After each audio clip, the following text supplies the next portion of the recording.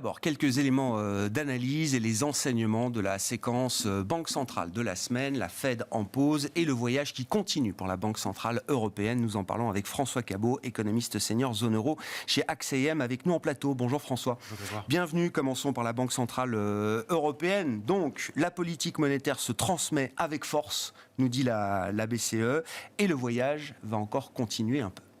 Oui, tout à fait. C'est assez évident à la fois l'enquête sur les resserrements du crédit qui a été dévoilée mardi, avec un resserrement continu entre le quatrième trimestre et le premier trimestre. Donc là-dessus, effectivement, une politique monétaire qui fonctionne bien.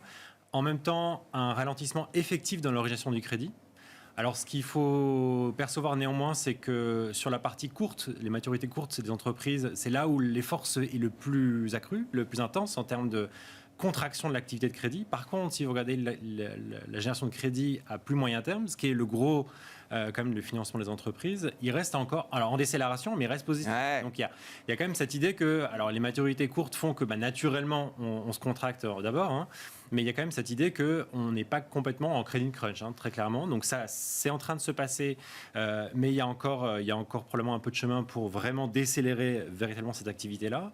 Et puis ce qui est aussi d'intéressant, c'est que si vous regardez l'enquête sur le resserrement des entreprises, du crédit, au-delà du T1, donc ce que les banques anticipent au T2, ouais. On a un desserrement. Donc alors on reste tendu, on reste des contraintes de crédit importantes, mais moins qu'au quatrième et qu'au premier trimestre. Donc il y a quand même cette idée, alors d'une part, on peut peut-être se rassurer, pas d'impact, pas de ramification sur ce qui s'est passé au niveau des banques américaines et Crédit Suisse en mars. Donc là-dessus, il n'y a pas de ramification majeure, mais en même temps, du coup, effectivement, une incitation probablement supplémentaire à la BCE à dire, voilà, le chemin doit continuer parce qu'effectivement, les banques s'attendent quelque part un peu à un ralentissement, en tout cas une certaine forme de détente, même si on reste évidemment dans des conditions de crédit qui vont être compliquées cette première C'est un point clé sur la demande de crédit bancaire de la part des entreprises. C'est un point qui a été relevé par Christine Lagarde hier, qui estime que effectivement la demande est really down, comme elle l'a dit en anglais, mieux que moi. Vous dites, attention, ce sont sur du crédit court terme, de trésorerie peut-être, on peut imaginer que la demande des entreprises auprès des banques est en baisse. C'est voilà. Sur cette partie-là, notamment, du crédit que ça baisse. En tout cas, quand on met en parallèle les données dures et les données d'enquête, on se rend bien compte qu'il y a un impact très très fort sur les maturités courtes et que sur les maturités plus longues, naturellement, ça met plus de temps à se transmettre. Mais d'ailleurs, il faut quand même avoir en tête que ce ralentissement du crédit est historiquement rapide par rapport au cycle de hausse de taux. Donc il y a bien effectivement une transmission avec force. Une vitesse de transmission qui est là. Exactement, donc qui est liée évidemment à la transmission, enfin à la remontée historique des taux. Mais il n'empêche que si l'objectif c'est de ralentir l'activité, entre guillemets la vraie, c'est-à-dire c'est avoir vraiment un frein qui dure. Et donc là-dessus, il y a encore effectivement un peu de chemin à faire pour ralentir les activités de crédit à plus moyen terme, enfin maturité plus longue qui financent l'investissement aussi. Donc là-dessus, il y a effectivement un peu de chemin encore à faire manifestement. Oui, effectivement, la balance des risques sur l'inflation, telle qu'elle est estimée par la BCE, n'a pas changé. Le risque inflationniste reste significativement à la hausse encore à ce stade, malgré 375 points de base de hausse de taux, malgré ce retournement des conditions de crédit et de la distribution de l'origination de crédit qu'on peut observer. Le risque inflationniste, lui, est toujours significativement élevé. Oui, absolument. Alors, il est élevé, mais il est probablement, entre guillemets, il a muté ou il est en train de muter. C'est-à-dire qu'on nous indiquait ces 6-9 derniers mois principalement une inquiétude du côté des anticipations d'inflation, donc qui était liée à l'inflation totale, qui entre-temps a reflué de un peu plus de 3 points. Ouais. Donc là-dessus, effectivement, on est un peu moins inquiet. Et là-dessus, ou en tout cas, nous, on lit ce discours-là, c'est plus du côté des salaires et du côté des profits, donc ce qui est l'inflation sous-jacente, où non pas on voit une inflation des salaires et donc du coup sous-jacente qui va accélérer, mais plutôt que il y a une sorte de plafond de verre, si vous voulez, sur les accords salariaux qui font en sorte que la pente descendante pour amener cette inflation sous-jacente vers les 2% va prendre du temps et pourrait prendre plus de temps que ce qui est anticipé précédemment.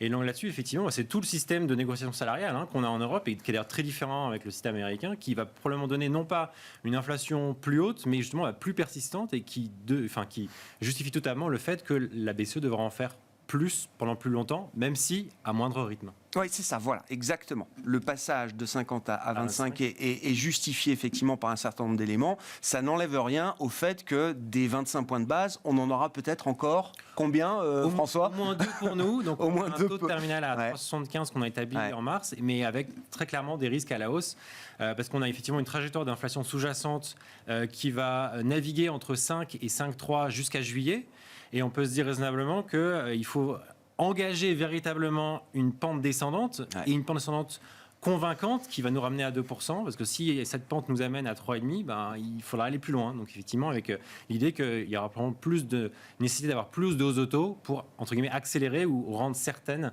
cette pente jusqu'à 2%. Les professionnels qui sont interrogés sur leur perspective d'inflation, je crois que le rapport a été publié ce matin, alors certes, abaisse un petit peu à la marge les perspectives d'inflation pour 2024, mais on reste autour de 2,4%, je crois. Absolument. Voilà. Donc il y a effectivement cette idée qu'on n'est plus sur un risque, comme on l'avait il y a 6-9 mois, de désancrage. De dérapage. Voilà, le dérapage complet des anticipations d'inflation. Mais on rend bien compte qu'il y a une sorte de résistance, cette sorte de plafond où on se dit, voilà, l'atterrissage véritablement à 2% pourrait prendre plus de temps et plus compliqué. Donc du coup, a priori, pourrait nécessiter plus de hausses de taux, surtout par rapport à un marché qui, lui, a rallié hier et qui, du coup, maintenant s'attend encore moins de hausses de taux que là où il était avant le meeting d'hier. Donc, un peu d'ajustement probablement à anticiper de ce côté-là. Qu'est-ce que la politique de bilan peut apporter justement à la BCE dans la lutte contre l'inflation, sachant qu'à partir du mois de juillet, la BCE va arrêter totalement les réinvestissements du programme historique de quantitative easing, l'APP. Ça veut dire qu'en moyenne, on va avoir une baisse de bilan de 27 milliards d'euros par mois. C'est à peu près la moyenne lissée par mois sur les 12 prochains mois à partir du mois de juillet. François, quelle quantité de restrictions ça apporte à la Banque Centrale Européenne aujourd'hui dans la lutte contre l'inflation ? Ça paraît minime, et c'est ce qu'elle a répondu hier à la question, et on est tout à fait d'accord avec cette idée-là, dans la mesure où le stock est l'élément principal de cette affaire quand même. Et donc là-dessus, il y a deux éléments qui pourraient faire réagir les marchés, de mon point de vue, à l'envers, ou en tout cas en risque par rapport à cette idée-là. Le premier, c'est que le mois de septembre est un mois à fort émission nette. Donc attention à quand même des potentiels dérapages de ce côté-là au moment où on va annoncer les budgets 2024. Au moment où on est en train de discuter de où vont les règles budgétaires européennes pour 2024, donc attention à cette séquence qui peut être éventuellement un peu compliquée. Et puis évidemment l'aspect du risque à la fois politique, notamment du côté italien, mais qui a été assez calme jusque-là, mais on ne peut pas tout écarter non plus. Et puis également du côté italien, l'aspect de l'implémentation du plan de NGU, voilà, de dépenses de reprise post-Covid. Donc là où on continue à avoir des frictions sur le déboursement des prochains volets d'aide. C'est non seulement sur le déboursement des prochains volets, mais aussi sur la dépense de l'argent qui a déjà été reçu. Donc là-dessus, si on se rend compte qu'effectivement, c'est pas juste des problèmes entre guillemets de tuyauterie de court terme, mais que ceci on prend 1 an, 2 ans de retard, etc. On peut se dire qu'effectivement, les perspectives de croissance attendues bien meilleures, notamment dans les plans de stabilité, qui jouent beaucoup dans les réductions de trajectoire de dette, sont moins plausibles. Ça peut effectivement non pas être l'élément déclencheur, mais être parmi tous ces éléments que j'ai mentionnés. Une fragilité supplémentaire sur les marchés, effectivement. C'est un point qu'on avait discuté avec vous aussi. Là aussi, c'est un point technique, mais la BCE a offert pendant des années de la liquidité aux banques à très bon marché, des programmes qui ont été baptisés TLTRO à un moment. À un moment, ces programmes s'arrêtent. Il faut en tout cas que les banques remboursent. Là, on sait qu'il y a une échéance de remboursement importante avec près de 500 milliards d'euros qui doivent être remboursés d'ici la fin du mois de juin. Ça n'a pas l'air d'inquiéter la BCE, au point en tout cas qu'elle soit obligée de mettre en place de nouvelles mesures de liquidité pour les banques. Est-ce que c'est plutôt un bon signal de voir que la BCE, garde son sang-froid par rapport à cette situation dans un moment bancaire un peu compliqué, alors certes très spécifique US, mais quand même regardé de très près également en Europe, avec une question de la liquidité qui devient prégnante pour l'ensemble du système. Oui, tout à fait. Je pense que c'est un témoignage de la solidité du système bancaire.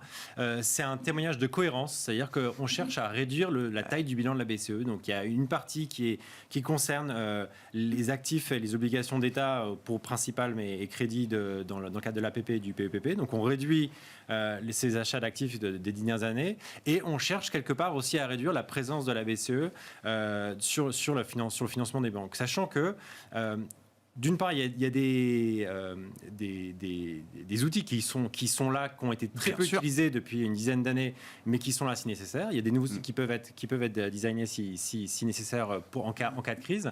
Mais rappelons-nous, si nouvelle opération, celle-ci ne sera pas TLTRO, celle-ci sera LTRO, parce que l'idée, ce n'est pas de subventionner, ou en tout cas de rendre un crédit peu cher, attrayant et à distribuer pour effectivement soutenir l'économie, puisqu'on cherche justement à ralentir l'économie. Oui. Voilà, donc, il faut que le coût de la liquidité soit plus substantiel aujourd'hui. Tout à fait, et puis cohérent avec une politique de bilan qui est effectivement en train plutôt de se réduire, de se normaliser.